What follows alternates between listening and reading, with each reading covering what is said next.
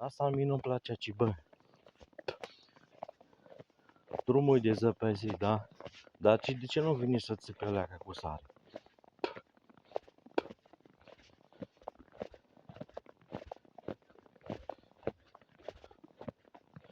Cât arată de autoritatea asta locală să ține și porcăria asta.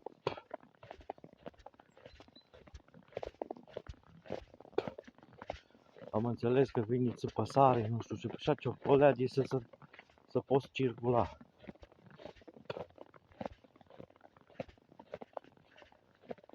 Dar în România nu, în România nu-i voi. Deci trebuie să-și facă vecinii sau cine.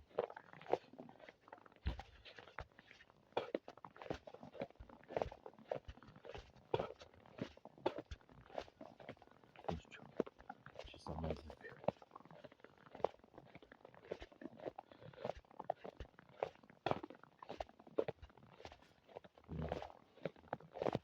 Doamne ajută.